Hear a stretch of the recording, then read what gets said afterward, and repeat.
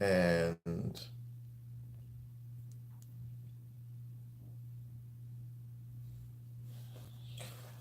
hope that's a little bit more clearer than normal. Damn, this thing. Good afternoon, everybody. Or good evening, I should say. Give me a second. Getting this camera down back. Let's just over some more. All right. Now for whole 30 seconds. Looking a little bushy. What's going on with my focus, though? That's what I want to know.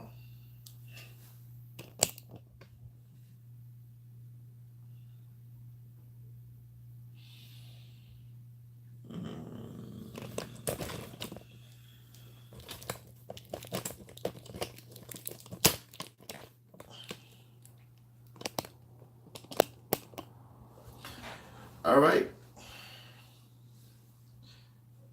For those who are not tuned in yet, or hey, Ishikana, how's your evening? Hope you had a wonderful day today at work.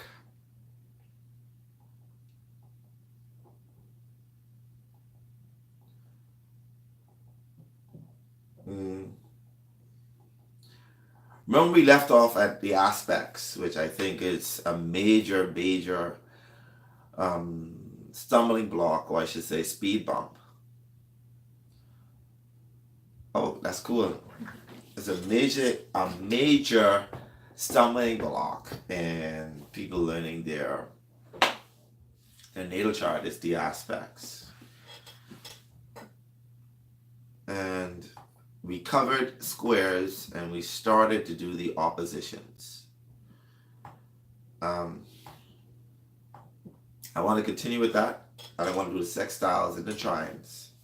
So you can understand the difference between the trines and the sextiles. People like to say that they don't understand the trines and the sextiles because they don't get it. They feel as if they don't get it. I don't must be me moving up and down in regards to this. They feel as if they don't get it.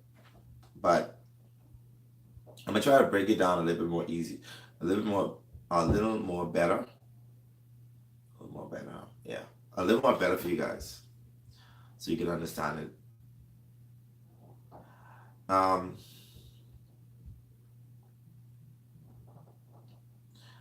let's take a look at some sextiles.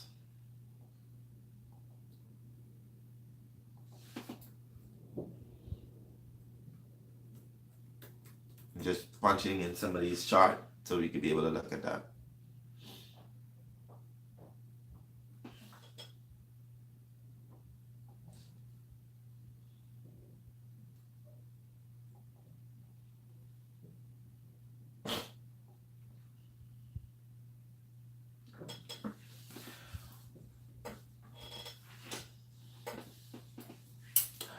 Are you still there, Chicano? It'd be cool if you are. The sextiles, as defined by Cafe Astro. Okay, cool. As defined by Cafe Astro, is the sextiles is often read quite like a trine, although there is a distinction between the two aspects. Sextiles, like trines, point to some talent and ease.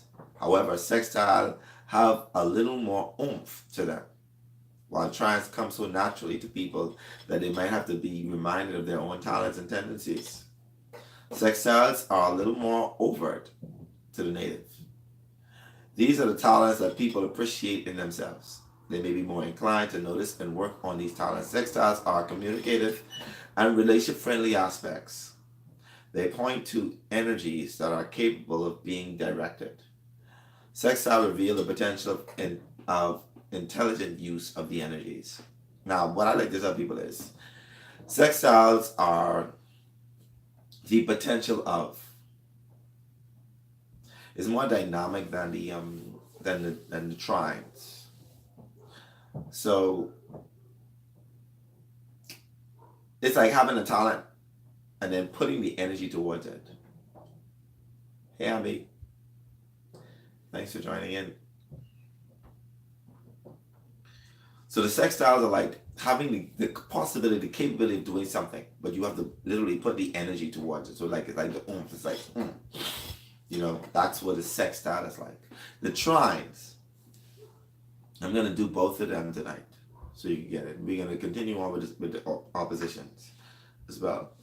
Trines and are as defined by Cafe Astro. I like to use them. They're pretty much user friendly, and they break things down so people can understand it.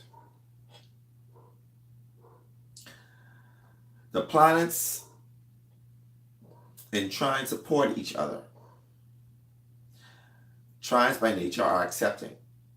They allow us to accept others, ourselves, and situations. The talents that trines offer a native are so natural that they are almost unconscious. Often enough, natives don't truly appreciate the talents these trines offer them, and they may not try to develop them. However, these talents are second nature and completely natural. So, for example, if a man has Venus trine Neptune, he may be poetic, romantic, artistic, and he may easily accept his romantic partner for who he or she is. Another man with Venus square Neptune may have similar qualities and may possess a strong desire to accept his partners blindly, but doing so is not as natural as the first man. He has to work on it and might come up against difficult situations in which he feels duped or abused by his partners as a result of that acceptance. You get that? You get the difference between the trines and the squares that that I gave the example. If you do, I want to make sure that you get it, so we don't have to. I don't know what's going on with this. Let me clean this. All right, it should be a little better. If you see me go in and out of focus, it's the camera itself, okay? I hope you all understand the trines. The trines are so natural that you don't even know you have the talent. People got to tell you about it sometimes. You be like, you're so good at this. And you be like, yeah, but I don't really put no effort into it. I don't see it as a talent. I see it as a way of being me. And that's how trines operate. When you understand that and you see that inside somebody's chart, you know that this is a natural flow, an easy flow. The sextiles have the possibility of doing that, but you have to put a little effort into it. And once you put the effort into it, it comes like a natural talent.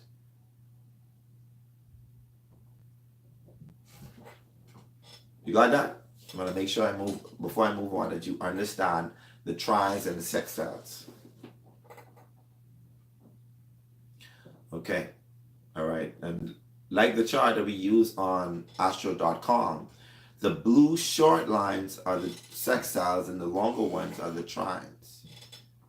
And remember now, sextiles are 60 degrees separated, and the trines are 120 degrees separated. All right, so once you understand that, we're going to go and we're going to do another opposition so you can understand that a little bit more. I don't want to move on from oppositions because I think you guys got this, you guys understand the squares because I gave a lot of examples last time. Well, that's what happened. I'm too close. Okay. Let me give an example of the opposition again, but first off, let me give their definition of what opposition is. The opposition takes two. Is the expression, it takes two to tango. Remember, I tell you this. And the opposition is created by dividing the circles by two. Therein lies the key of the meaning of the aspect. Relationship, people with opposition seek out others, as if to mirror their own internal struggles. They learn about themselves through interaction with others. Very often, opposition causes us to swing from one side to the other, and we feel torn. Opposition represents a state of divided loyalties. Inner discontent, uncertainty, and insecurity can be a result. While a square is urgent and courageous, an opposition is unsure and wavering. When we use our oppositions correctly, we are more willing to consider the other side and we can be adept negotiators. And this is why I explained to you all how an opposition can be a little more easier to handle than a square.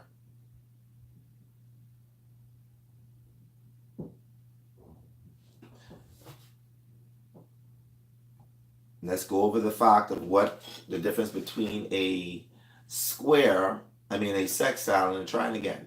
So you can get this. I want you to get this. There's a separation. If you do a lot of cookbook astrology, you're gonna see that there are people who assume that trines and sextiles have the same exact meaning, definition. Um, but they don't. I don't do them that way. I don't look at them the same.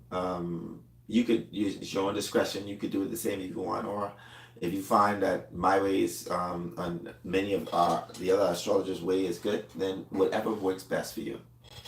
But the difference between the sextile and the trine, both aspects show us planets that seem to be buddies who can get along. Okay, but the trine buddies can take each other out of the granted, take each other for granted, even though they derive pleasure from each other, while the sextile remains separate somehow.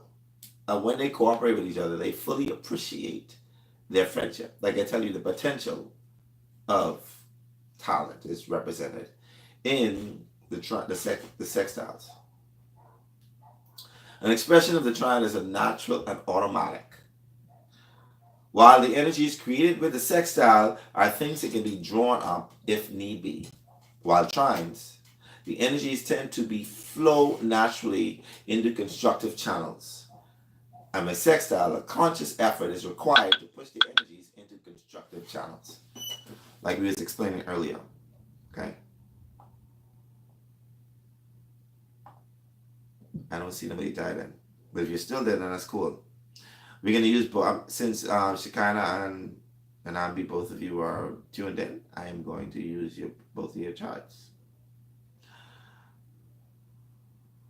Okay, that's fine. I don't know why it does that. It just freezes sometimes. Oh, you say please repeat. I said that the difference between the trines and the sextiles. Both aspects show that they're buddies, that the two planets are buddies. But the trine may take each other for granted, even though they derive pleasure from each other. The sextiles, however, can remain separate somehow and then cooperate with each other for the full appreciation of the friendship between the planets. The expression of the trine is natural and automatic, meaning that they don't have to work too hard to express itself with each other, while the energies of the sextile tend to be drawn up if need be, which means there is a potential. With trines, the energies tend to be free flow naturally into constructive channels, and however the sextile needs a conscious effort to push the energies into constructive channels, which, like I was explaining, sextiles being the potential of, and the trines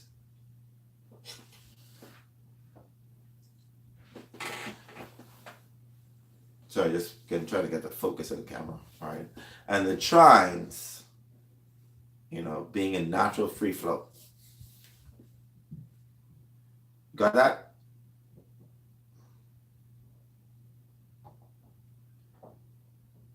Any questions before I move on?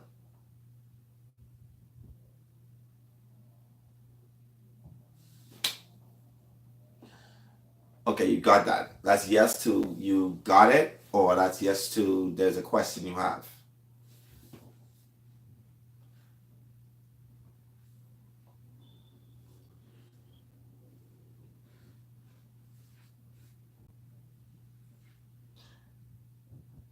Okay, good. Who's the second person to sign in? That's you, Shekinah. Just want to know because I'm using your chart since you were the first to say good day. I'm looking at one of your trines. So we're going to look at your trine first. If not, if you're not there, then I'll use Ambi's chart because Ambi's tuned in. I don't want anybody to miss it who's understanding it completely. So I don't think you have any trines on me, but I'm gonna double check to see if you do. Yes, you do have a trine. Your trine is Pluto trine Mars, or Mars trine Pluto.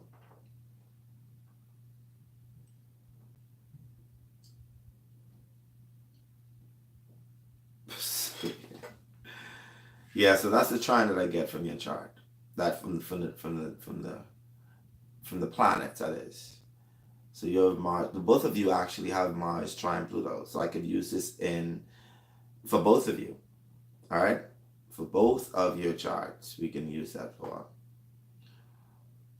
Okay, so we're gonna.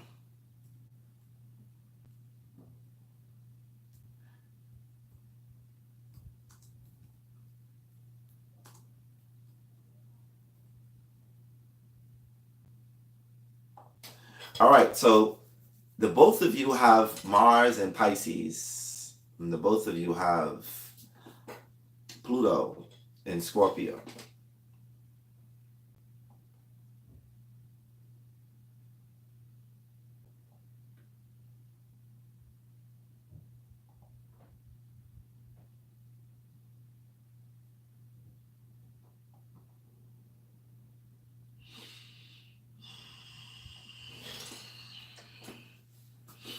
Remember now, Mars is an aggressive, very ambitious planet. It's very direct in its approach. So it has that natural ability. However, because your planets are, your Mars, both of your Mars are sitting in the sign of Pisces, which is very poetic, which is very good with words and expression. Both of you may have what we call, you know, a natural flow of powerful way of expressing yourself through words and poetry. That Mars trine Pluto is something that's so natural in you that you probably don't even understand. The both of you have that natural gift of expression of words and poetry. Remember now, Pisces is the sign that deals with, poetry. It is. Okay, cool. You're here. So with that Mars trine Pluto in Scorpio, both of you know what it is to express words that hits straight to the core. Remember now, Pluto's the planet that deals with no beating around the bush, straight to the core. It's a powerful and magnetic planet.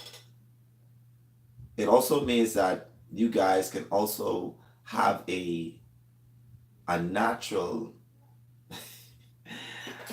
dangerous effect. Meaning that you can be, there's a flip side of you that can just flip like that and turn into this very warrior-like person. Not that you naturally like to do it, but it's just a part of who you are. Mars trine Pluto in your chart gives a strong will and determination to succeed. It makes you courageous and confident. With a powerful charisma and sex appeal, you can be a very intense person and will fight for social cause and can have prophetic or occult talents. People like yourself have the capability, like I said, of going deep. Mars trine Pluto has this capability.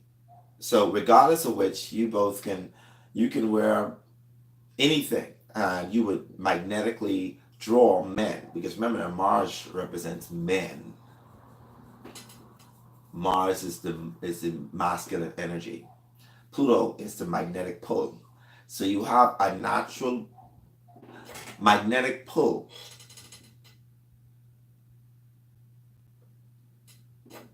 from men. With the Mars trine Pluto, yeah, this is something that's innate inside of you. Whenever I see Mars trine Pluto, these are people who can go into deep state of hypnosis, especially in the sign of Pisces, because Pisces rules hypnosis as well, or going into different realms. So this is a natural thing for both of you to have out of body experiences, go into trance. You both have the capability of going into like deep states. I'm talking to both of you because you don't need to. That's online. If somebody else is in class, I'd like for you to say hi. I don't know that you're in until you say good afternoon or hi. Um, People who have Mars trine Pluto have a seamlessly ending, endless amount of energy. I'm trying to get this word right. Seamlessly ending, endless amount of energy, a supply of energy that is deep down on the inside. Say, your strong ears want to be noticed by leaving a mark on the world. This is a healthy thing. It's a healthy thing to want to leave your mark on the world. And you can actually easily gain cooperation of people that are connected to you because of that magnetic pull. And the minute you make a move towards something, it will naturally come into fruition. Anything that you do with your natural talents will be known. It will affect people. As a matter of fact, you can have men in your life that could be very obsessed with you. You could actually draw men that are, remember now, men, Mars, obsessed, Pluto. Men, Mars, Pluto, sexual. So you could actually draw those kind of people as well. Partnerships are very, very important to you. But you will do a better mixing with people who are also strong, confident, and sexy. As a matter of fact, you're attracted to people that are sexy, regardless of if you if you try it or not. If they're not, don't have sex appeal, you are not really drawn towards that person. You desire to take a lot of your desires can take a lot to fulfill, which means that a man or a woman, whoever it may be, may think that they're getting the best of you sexually. Remember now, these are two planets that rule sex, Mars and Pluto. So they people think they get the best of you, but you just have this reservoir of energy. Sex appeal is a part of your general attractiveness, which makes you a good leader, whether it be in business world, sports, or in a community group.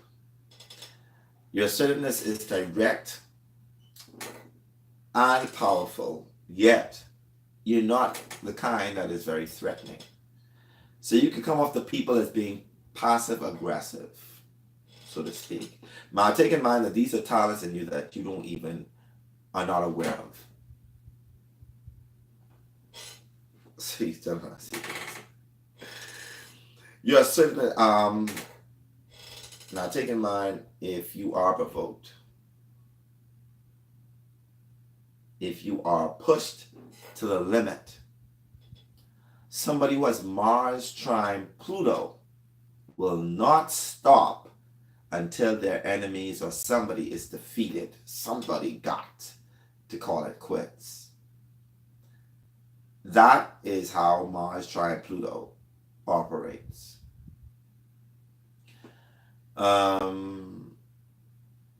People who have Mars trine Pluto also have the capability of performing sex magic. This is just, there's a possibility of sex magic to overlap. You may gain a similar adrenaline rush from sexual experiences as you do from the occult, which means that most people that have this placement are powerful. Alright guys, I'm sorry. This is just a lot about sex. But all is well, and and you could through your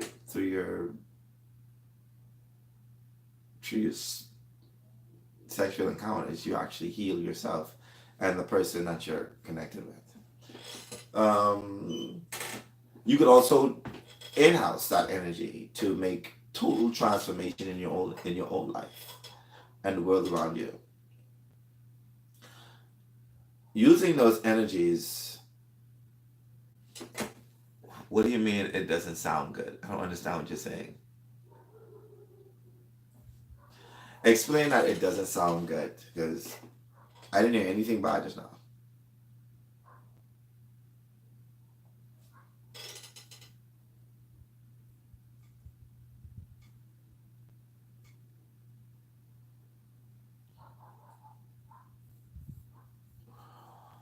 But as you can see, those aspects, the trines are natural flow. So you don't know that you do this. It's sort of like oh wow, now that I know this, I could actually watch this. I could watch myself. The trines are like that. They are natural flow. Fortunately and unfortunately at the same time, these are the only trines that you two have. I'm going to give an example of another example of trines, like I said. Take a look. If somebody's tuned in, I'd like for you to say hello so we can know that you're in. I see somebody signed in.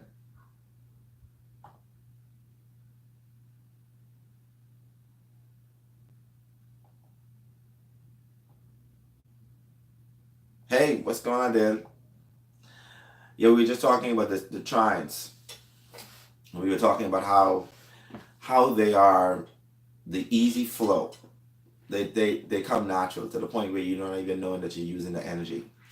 Unfortunately, unfortunately, the same thing is your two classmates, Ambi and Shekinah, have Mars trine Pluto, and they both have it in Mars in Pisces and Pluto in Scorpio.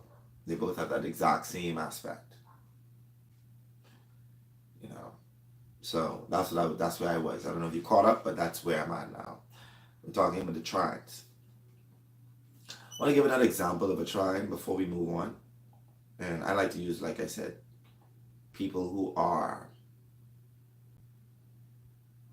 Let me see if I don't have any trines in my. No, I do. Okay, yeah. So we were expressing the difference between a trine, a sextile. It's since you just got here. The sextiles are, they are the potential of talents, meaning they need energy to push just a little bit of energy, and they are right there to be grabbed. However, the sextile, the relation between the two planets are sort of smooth flow to the point where it is very unconscious. They are not conscious of the direction of the energy. It just happens without them even knowing. And that's what the sextile, difference between the sextile and the trines. I don't like when people try to express them as the exact same thing. They're not.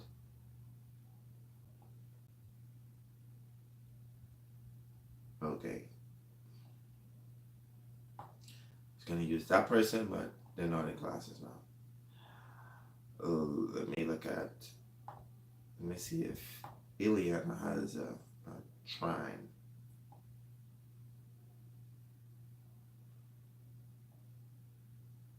What's the question, Abby?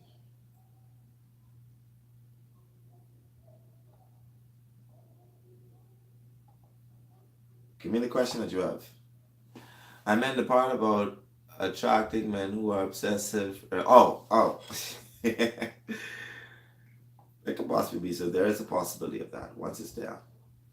Once you know that that energy is there.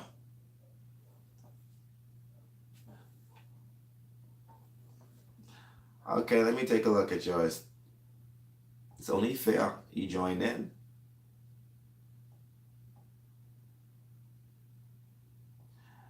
Let's take a look at this chart.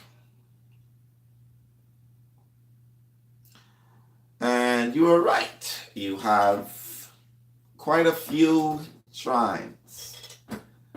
You said your what is trine what? Your Mercury is trine.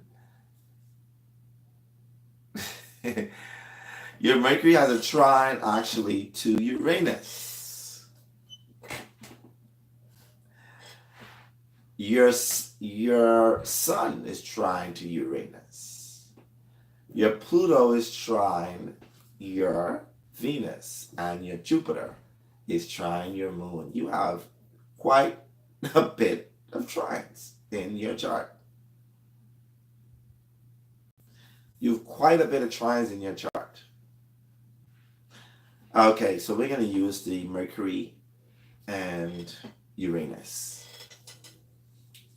I'm not going to go to the point of actually, like I said earlier, I use the signs so I could give a direct expression of it.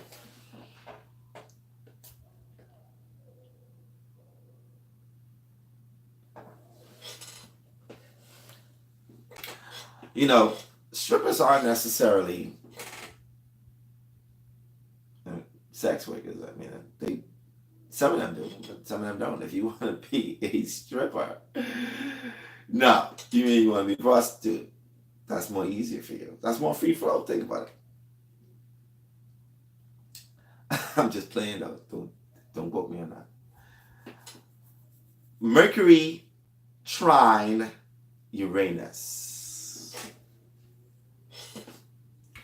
Now, we already know what the energy of Mercury is. It's communication, it's travel, it's your siblings.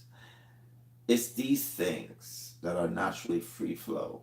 Your communication, the way your thinking process. And if Uranus trine there, what I would say is that your mind is so out of the box that you would think that common sense is a natural thing. You would think that the way you think, everybody should be able to think. The way you process things at the spur of the moment, that is very much calculating, is so much free flow that you don't understand why everybody else isn't like that. It's like, come on, you don't get it? I thought you get it. You have the you don't get it effect. You don't get it? You don't get it, eh? You don't get it? Without you even trying. It's just natural. You have the capability of knowing anything intellectual. Say, no, you don't. Still, Dale, I was saying that's the effect that you have on people, not that you get it. Oh, God. Your Mercury trine Uranus also means that you can get information just like that. You have the capability of actually gaining psychic information easily, very easily, very sporadic. It just comes there. It just comes like automatic, and it's a natural thing for you. You also have the capability of having, because your Uranus is sitting in your ninth house, and your Mercury in your fifth house of kids and children. This also can mean that you can have very smart, intellectual kids who are and can be very intelligent. Because remember now, Uranus rules with Uranus and Mercury. Mercury rules in the intellect, but Uranus rules superior intellect. People who have Mercury trine Uranus can also have the capability of learning astrology easy, being able to use technology at the dime. Just have the capability of processing things that are way beyond what they could jump, make it stronger. Yeah. I don't know if I call it stronger. You'll be conscious of it. But the trine is sort of unconscious. It's just a free flow. It's just like conjunct, it's like this. Trine is like this. This is conjunct. Conjunct is like, even though they're closely knitted, there's still a underlining separation, regardless of if how close they may be. There's still a but a trine is like this. It's like from one. It's like let me see. Take it away, wait. Just think about the trine like this. They're so together that it just flows. So that includes every single thing dealing with your Mercury and Uranus. All the energies, every single thing it represents, and all that represents Uranus are free flowing for you. Because your Mercury is inside Cancer and Uranus in Scorpio, your friends become family members. It's just a natural thing. Your associates become your family members. You feel an emotional connection because remember your Mercury is in Cancer and your Uranus is in Cancer. So you could even feel the energies of other people as well, especially the fact that you're Pisces rising is even more amplified. It's just a natural free flow. You get insight through dreams because of your Uranus being inside your ninth house, and it comes as just like that. It may be a little bit weird, the dreams, because Uranus is not really conventional, but it comes through that. You have the capability, send me no immense. You have the capability of. Another thing is, Mercury in the fifth house and fifth house rules children. So you also can be able to teach and educate. Remember, Uranus is sitting in the ninth house of higher knowledge and higher wisdom. You have the natural flow of teaching children unorthodox information and knowledge, things that are very much beyond the traditional. It's a free flow for you. And you can use this channel.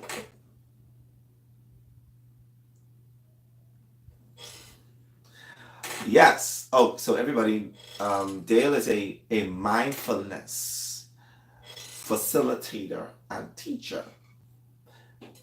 I hope I hope I said it the right way. Which means that she teaches children things that are not taught in regular school, like mindfulness, meditation, visualization, things that are of what we call the mindful studies. So that's a natural free flow, and she's actually flowing into that. So it comes natural for us, like, and it's a good thing that you're doing that. Yes. See that? I said that. You got this. This also means because your Mercury is sitting in the fifth house. Because your Mercury is sitting in the fifth house. And Uranus represents certain things. Things that are on the internet. Mercury trine Uranus. Mercury trine Uranus also means that communication with your romantic partner has to be intellectual. It has to be stimulating. It has to be something that grabs your attention, that is sort of higher learning. It's a natural flow for you to be connected to or feel connected to a person that's free flowing with knowledge and wisdom. These are things that are needed inside your romances in order for you to feel it's sort of a free flow for you. So it's like, I need this. This is something that is a part of me as who I am. I hope I covered the trine for you very well. I'm sure you're proud of me. I just told you all of your secrets. But this is how the trine works. Yes, because of the fifth house and the ninth house. Because of the houses that are in. But that's how the trine works, okay? The trine works with an easy flow. You don't even know what's happening. It's just part of who you are. You're just gelling and flowing with it. Let's take a back at the sextiles so that you guys can see the potential of. Now we're going to go back into Ambi's chart. We're going to use the three of y'all because the three of you guys are the only ones that are tuned in. Excuse me, sorry. And let's take a look if you have any sextiles, which I'm sure, I think I saw one. You don't have a lot of sextiles. But I'll do the aspects to your whenever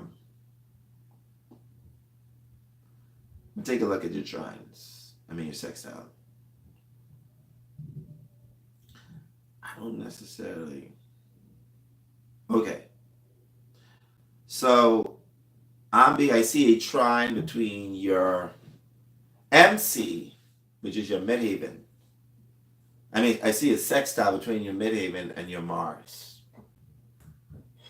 A sextile between your midhaven and your Mars. Now, this could mean that when you're on a job, you go hard. And you go hard at it. Mars represents aggression, ambition, drive. It means all of that.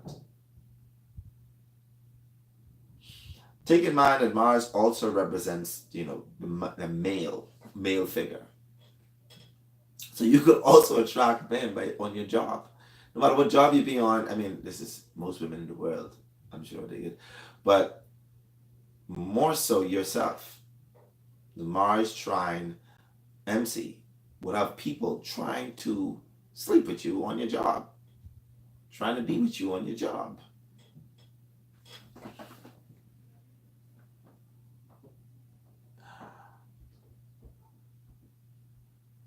In social arenas, not necessarily, because the MC represents the career. Social arenas would be 11th house and probably sometimes the third house. Unless the ruler of that MC is sitting inside the third house, I wouldn't necessarily say that. Or if it's sitting in the 11th house. Or if an MC is in the 11th house. Because during the whole sign house system, the MC could be between the 12, 11, 10, 9, 8. It just flows like that. That's just how it is.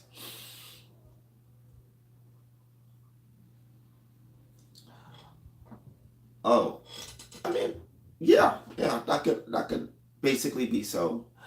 Uh, there's a possibility of that if that's what you're talking about. Yeah. What are you saying before you said that? So Mars is the drive, and it's possibly so for her because her Mars is sitting. Your Mars is sitting in the 8th house of sex, death, regeneration, which also means that, and a sextile, which means that you being on jobs, unless it has to do anything with Pisces, and well, anyway, that's another thing. With Mars, it means that you go hard for your job, regardless of you go hard for your job, you go hard for your career, wherever it is you choose, you just do it. It's just in that it is once you give the effort for it. Now it doesn't necessarily mean it's a natural flow. Once you give the effort for it, because it's sextile, you will always reap the rewards of it. Because of a natural flow of it. It isn't square, it was no tension, it isn't opposition. You will literally reap the rewards of just giving a little bit of your energy. People are going to reciprocate and actually give it back to you. So you're going to feel always that your work, that the ambition and your drive is going to pay off for you. And the people around you are going to see because of that sextile. Does it make sense what I'm saying to you?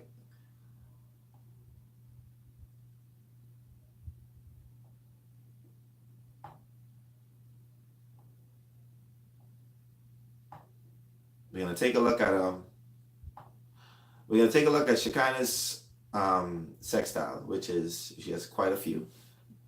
Quite a few.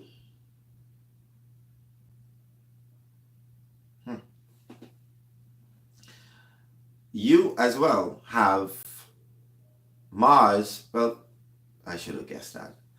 You as well have Mars trine MC, actually. So it's the same for you. Being on a job, you're going to attract people.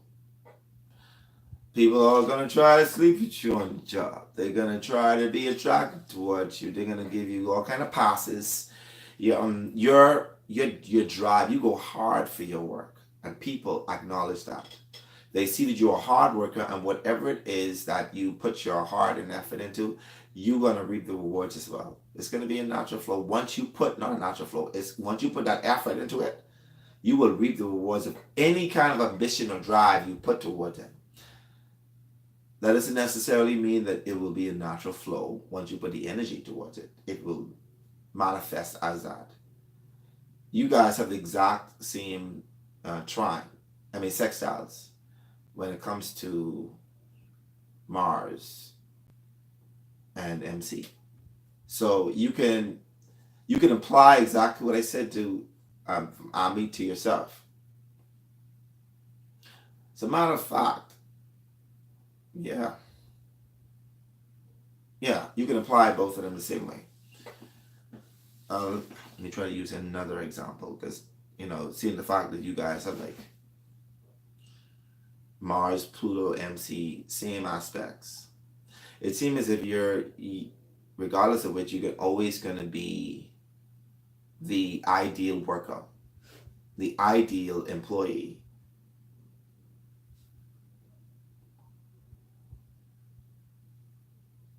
You guys going dead quiet.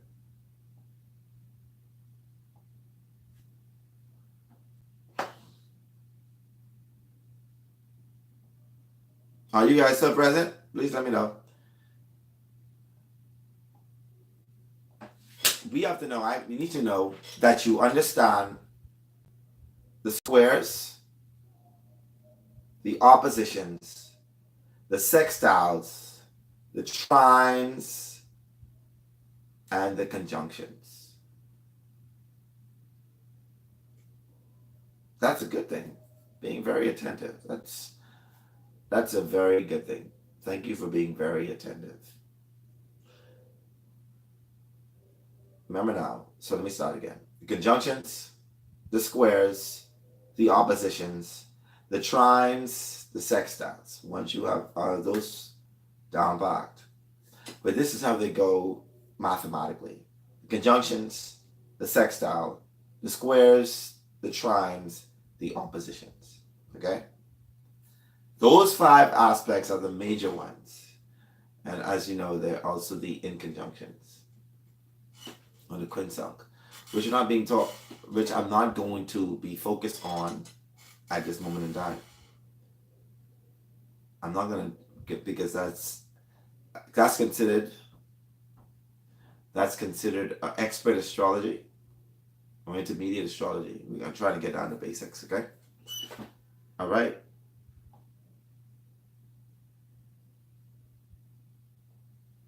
Believe it or not, you guys are going to get some homework. I'm going to need some homework. Because we ran through those aspects really, really easy, really quickly. I'm going to ask the questions and I'm going to need for you guys to answer. And no cheating. I need nobody cheating. We spoke about this on Tuesday, about the rulers of the planets. Oh, Shekinah, you catching up, eh?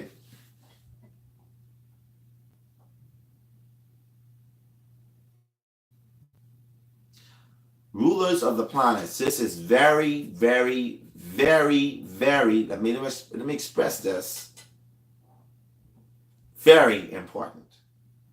You must know this. This is what breaks down to the T.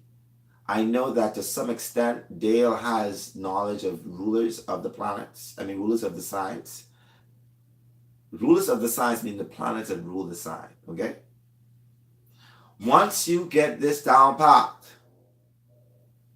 astrology is just like this. Throw the book. I know everything. I know everything. I know everything. I know everything. Just put you at me. I know everything. This is muy importante. Knowing the planet that rules the signs and learning the dignities. Remember now, the dignities is the planet. Well, dignities is the planet that rules the house. I mean the sign. Once you understand that a sign is ruled by a planet, and that a planet doesn't feel very well inside certain signs, and then they feel exalted in certain signs, and it feels like it's in detriment in certain signs, then you will have astrology down packed. I did not go into the basic astrology of elements and dualities and modalities because I want you to get this down back. I'm going to skip back and then go through those finer details so you can get it. So you can be able to just delineate somebody's chart easy like that.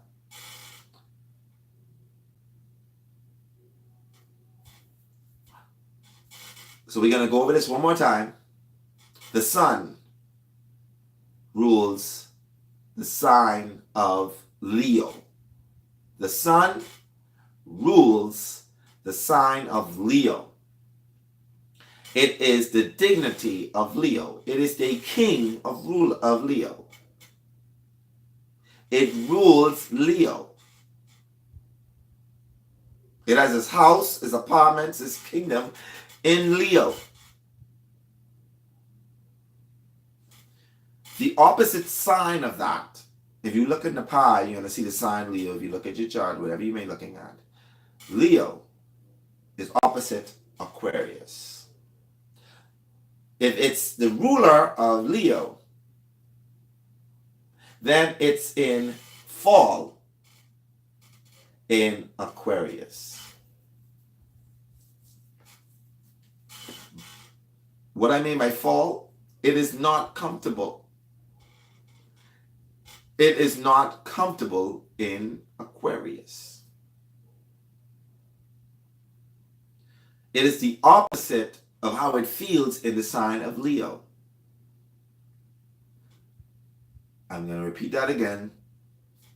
Sun rules Leo. It is the ruler of Leo. It's dignified in Leo. It is in fall. It is uncomfortable.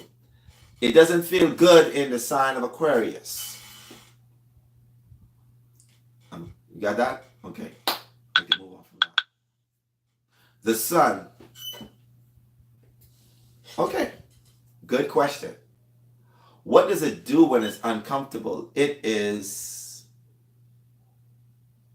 and the question is, when will we be tested?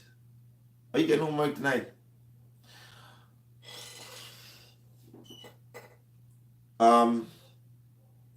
When it is uncomfortable, the sun in Aquarius, remember now, the sun rules the father.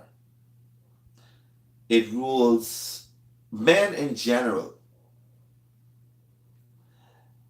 It rules different things like the back, the spine, these things. However, when it is uncomfortable in the sign of Aquarius, this can create a misconnection between you and the father figure. There is some uncertainty. There is something lacking in between the male energy and yourself, especially if it's a female, and definitely if it's a male. There is something going on with the father. So take in mind that this energy is just not comfortable. the masculine energy. It isn't strong in there. So this means that it can be overthrown by other stronger planets. Let's just say we have, so when I say it's uncomfortable, I mean that it's not as powerful as it should be. It is not in its rightful, powerful position.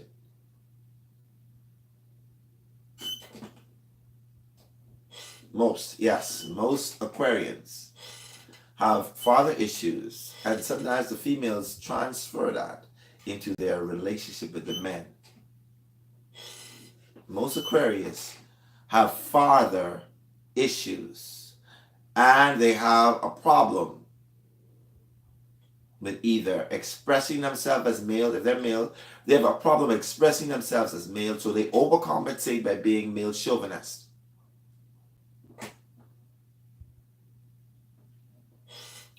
No. The sun shines regardless of what sign it's in. The sun shines. However, that shine is not expressed in its way. It's not expressed fully. It expresses itself. It's just expressed not in a glorified way, not in a dignified way.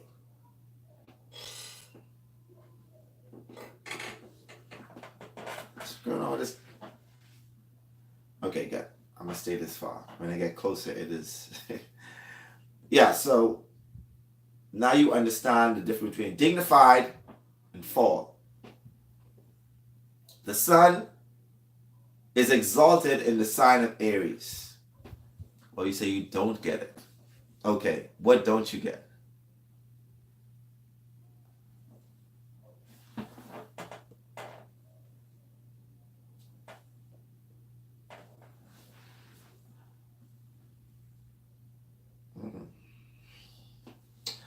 Yeah, Dale, what don't you get? I have to understand what don't you get so I can, before I move on, I don't want you to.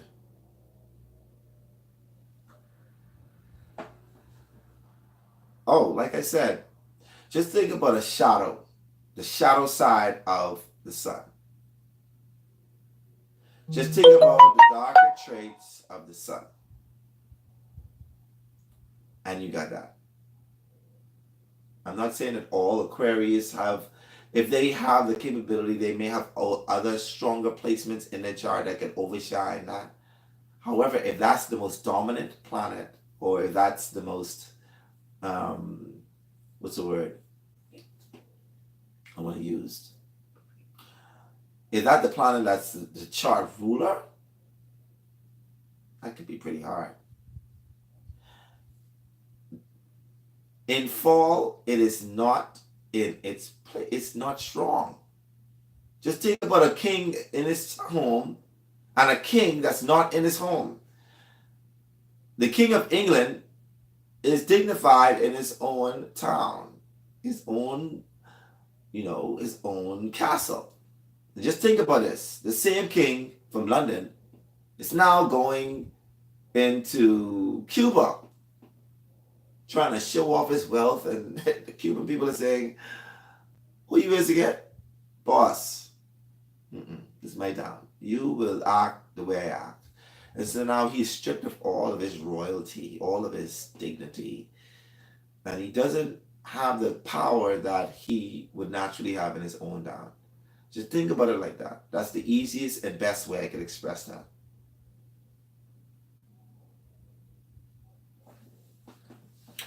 Now, the sun is exalted in the sign of Aries. The sun is exalted in the sign of Aries. People ask me, why? Why is it exalted in Aries? Why? So let me explain this to you so you can understand. The sun wants to be the center of attention. It's the only sun in our galaxy. The sign of Aries wants to be the only one, regardless. It only focus on the self. These two energies go well together. As a matter of fact, the sun don't mind being the only person. The sun don't mind being the center of attention, the one that focuses on himself. So it's exalted in the sign of Aries. Are you guys following me? I want to make sure that you guys are following me.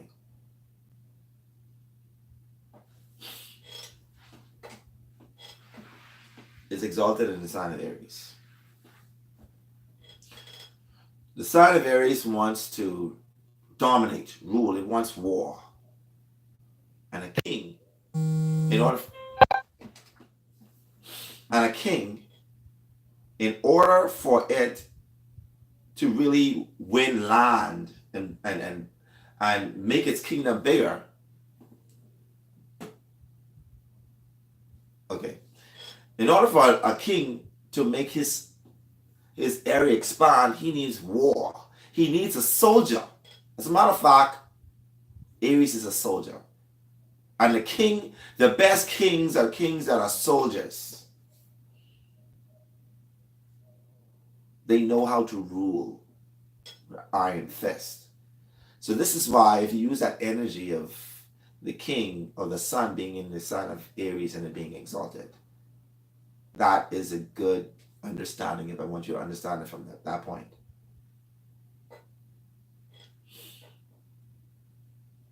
So even though you may look at the Aries as being very selfish and so, they may have very, very good relationship with their fathers.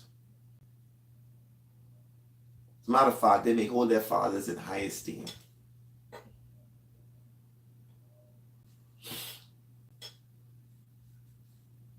The opposite of Aries would be what? Libra.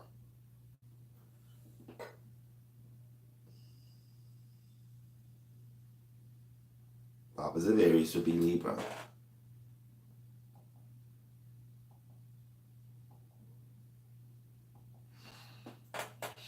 Sorry, give me a second.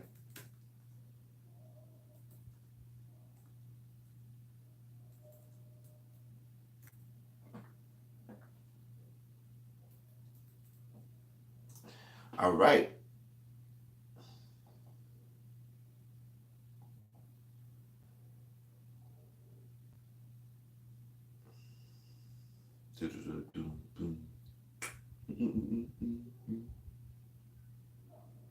Oh Lord, what are I doing? Yeah, dude. Sorry. I read it doing shit. Sorry, apologize. So apologize. It's in detriment in Aquarius, not in.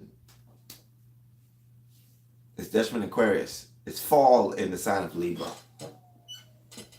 So it's a detriment in the sign of Aquarius. All right. Sorry, class. I apologize. I know I didn't make sure because I was like detriment, fall. Yeah, so it's a detriment in the sign of Aquarius. So it's in fall in the sign of Libra. It's in fall in the sign of Libra.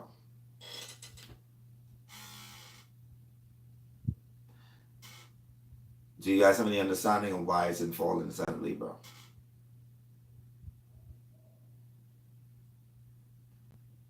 Because the sun is solar. It's by itself. And Libra wants partnerships. Libra wants to be coupled together with their partner, unseparated. They want to be two of one kind. The Libra is partnership oriented. The sun is like the king. Yeah, I love you, queen. You're a very good queen. But I gotta be on the battlefield. You know, I love you. We could do our thing, but you know, I gotta be out here conquering. And any other day I could behead you.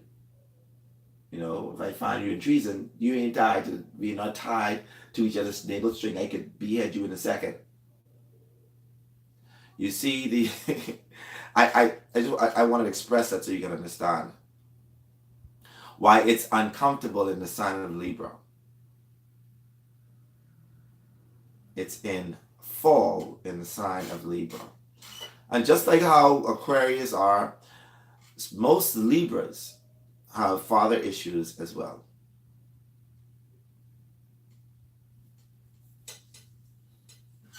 Any questions?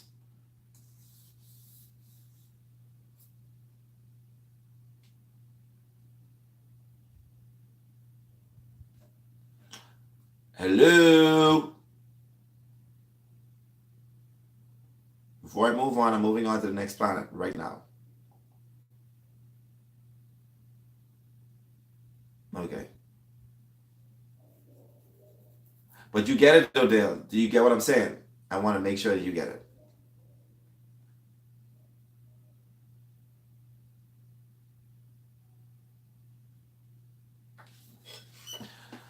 Difference between detriment and fall is what exactly? Okay. The difference between detriment and fall is detriment is a lot more harder. Let's take it. Let me give you an example.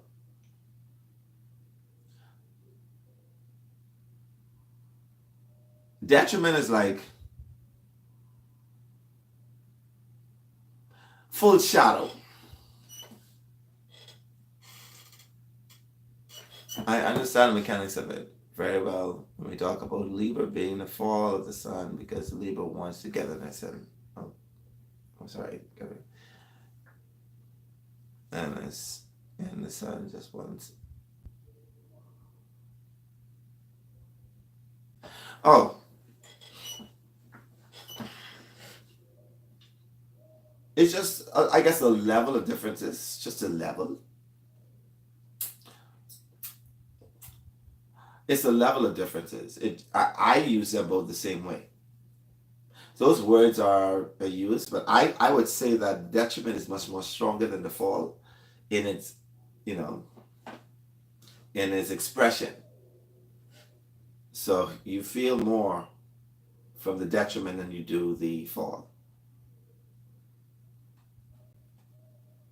So the fall isn't as isn't as bad as the detriment, but it's also very not as comfortable. So let's akin this to being in two hotels or four hotels. You know,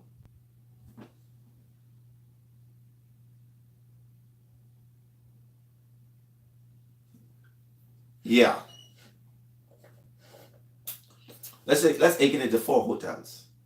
All right, or four kingdoms. One is he rules. So you rule this or a hotel. You go into a hotel, and this hotel is the Hilton. The Hilton has, you know, you just have the things that you love. That's when the rulership, your dignity. And then you go into the Marriott, and they meet you at the door. They meet you at the door and like, wow, welcome to Marriott. Can I take your bag? They give you extra service because they feel as if you're welcome. This is exaltation. Let's look at detriment. Let's look at detriment as a motel. It may not cost that much. You may get an AC that's poking out the window. You know, the beds may have bed bugs. You don't know what to expect. It's just not comfortable for you. That's detriment. And then, you know, a fall is like the same motel, but they're offering you breakfast in the morning. So it ain't all that bad because you got breakfast in the morning. You feel me? It's aching to those four if you wanna, if that's equivalent to what I'm talking about. So yeah, when they're sitting in that, that's how it is. I hope I explained that. I hope I gave good examples just now for detriment, rulership, exaltation, detriment, and fall. Once you understand that, then that's fine. We're gonna move on to the moon, which is pretty hard to explain in a sense because of what is fall. Remember now, the moon rules the sign of Cancer. The moon rules the sign of Cancer. It rules the sign of Cancer. All right? It rules the sign of Cancer. What the moon represents, it represents the mom, it represents family, these sort of things.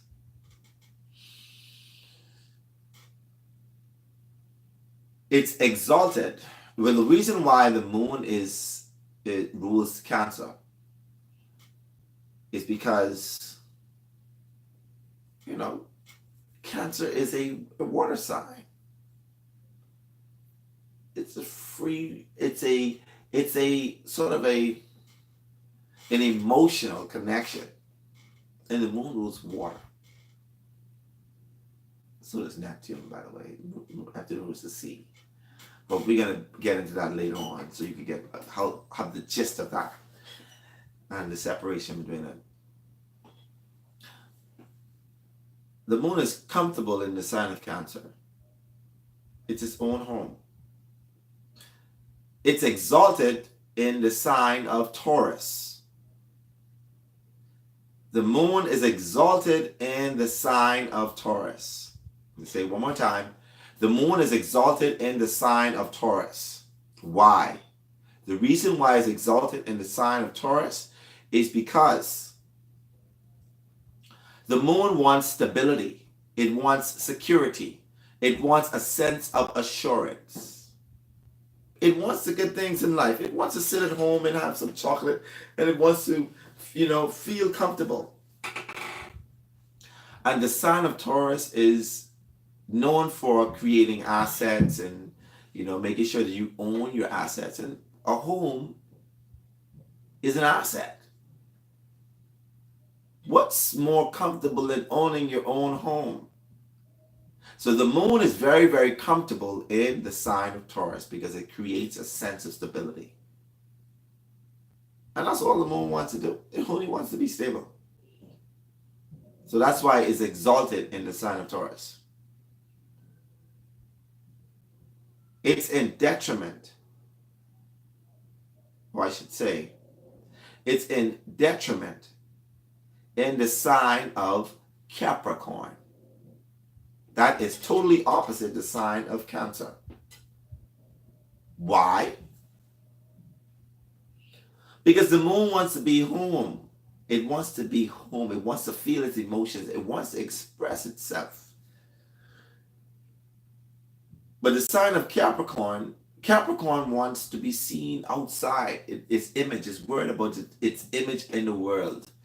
It's worried about being at work and creating a career and people seeing that they're going towards this future of being a career person.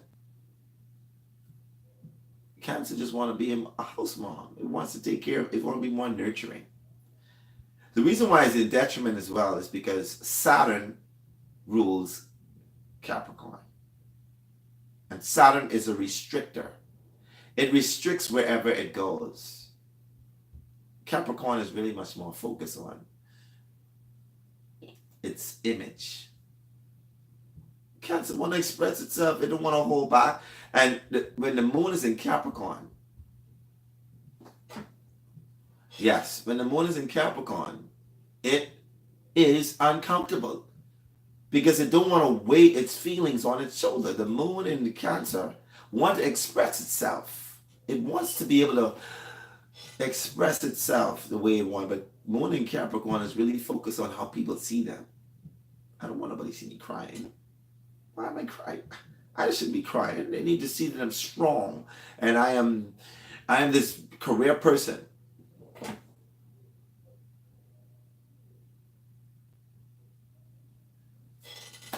Yeah, you could use that. You could use that comparison. It wants to be seen like it's very strong. It has it all together. However, the moon wants to express it. I may not have it all together, but I want to express that. So the moon is very it's in detriment in the sign of Capricorn. Doesn't feel comfortable there.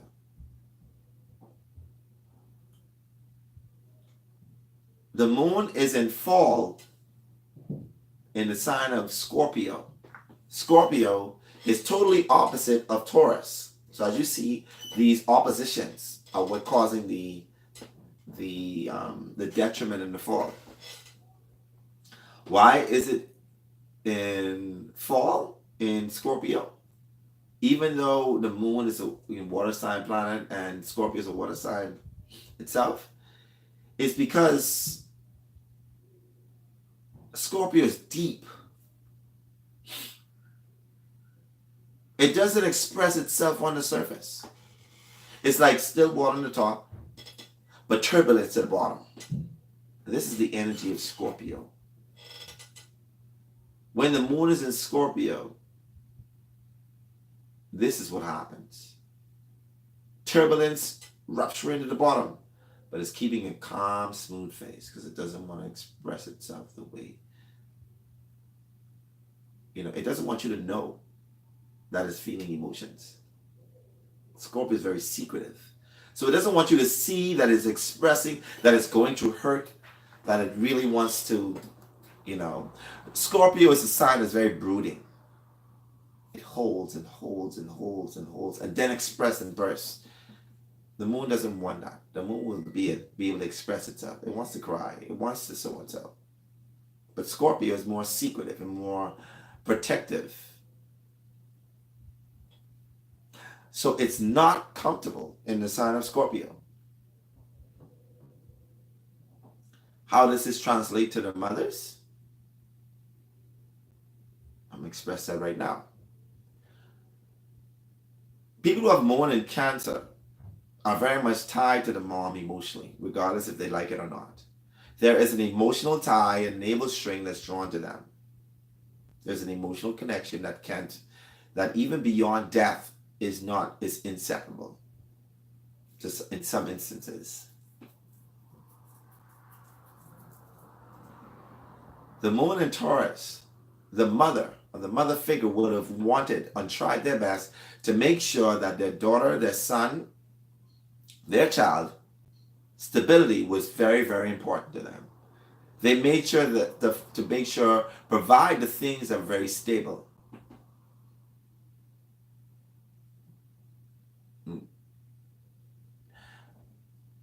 It's Mars and Scorpio. It can be.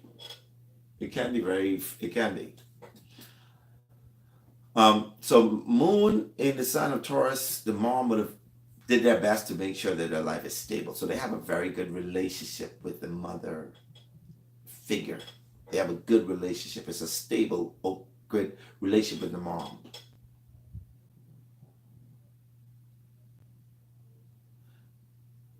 It's a detriment in the sign of Capricorn. So that means when it comes to the mom, because Capricorn is worried about stability, Capricorn is worried about the image, it's worried about responsibilities and restriction. This person would have had a mom that put a lot of responsibilities on them. They would have been a bit hard on them in a sense. They would have made them feel as if being in a family is hard. It isn't the easiest thing. They wouldn't have been able to express themselves. These are the moms and these are people who would have been like, what are you crying for? Shut up. What you crying? Stop crying. Stop crying. Restricting that child from being very expressive of their emotions. And so they grow up with this, I can't express myself energy. If you understand that, we're going to move on to the fall in Scorpio. People that have moon in Scorpio would have had a relationship with the mom that was very possessive. They're either all or nothing. They either saw their mom as a sex fiend, somebody who's very obsessive and possessive, somebody who just was very controlling and could be very, very explosive. They just feared their mom. Because Scorpio also rules fears as well. So that like the mom put the fear of God in them. And that is not very expressive of itself. And this is why moon is not very comfortable in the sign of Cancer of Scorpio. So when you look at people's charts, we're gonna recap on those two because we're gonna come to an end in the next 5 minutes. The moon, the sun in the sign of Leo can have a good cordial relationship with the father, and in the sign of Aries as well. In the sign of Aquarius and Libra, there could be some turbulence in that relationship, and how women have it hard because they see men totally differently, even though they are yearning for that. Especially in the sign of Libra, they're yearning for that father figure as their relationship partner. Oh, I didn't express that too. Most Libra women are looking for that male figure of the father in their relationship.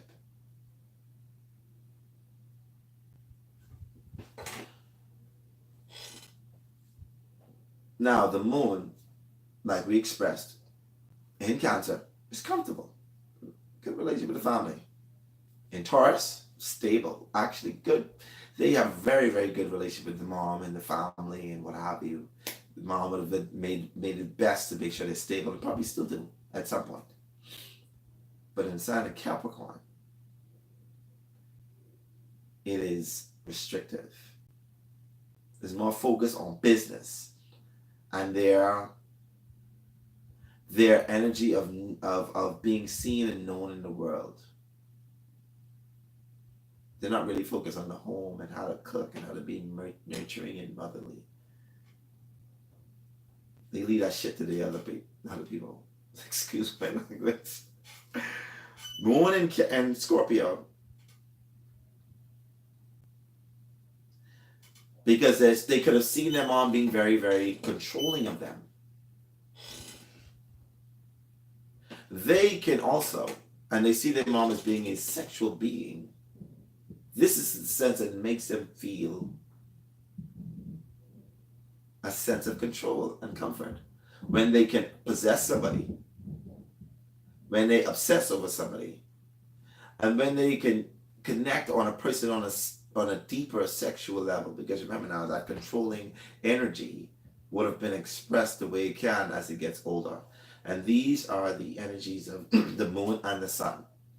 We're going to stop there because I want you to get those same placements, those same dignities and debilities. Because they're called dignities and debilities. I want you to get them down pat. So we're gonna stop on that. Sun and moon in those dignities and debilities. Well, you got homework and it's not in the book. We're not using the book for this homework. It is easy. It is easy. And guess what? This requires you finding out birthdays of people who are connected to you. I need for you to find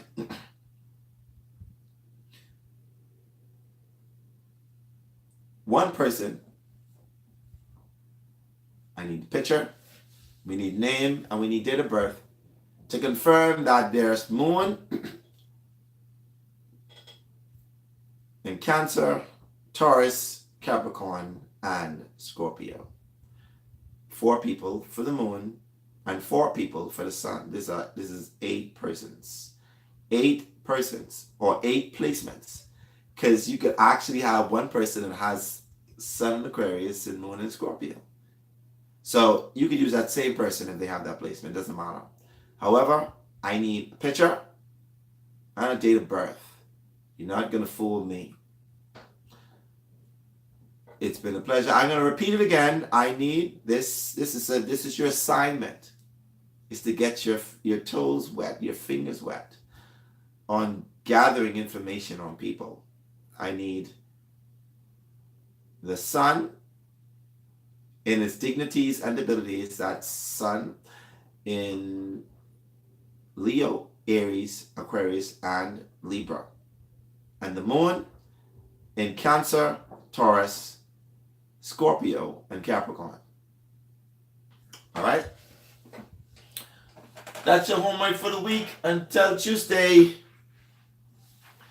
we'll be talking inside the WhatsApp group. Have a wonderful night. And thank you for tuning in. Class, you've been awesome today again. A bit quiet tonight, but that's all right. I understand things going on.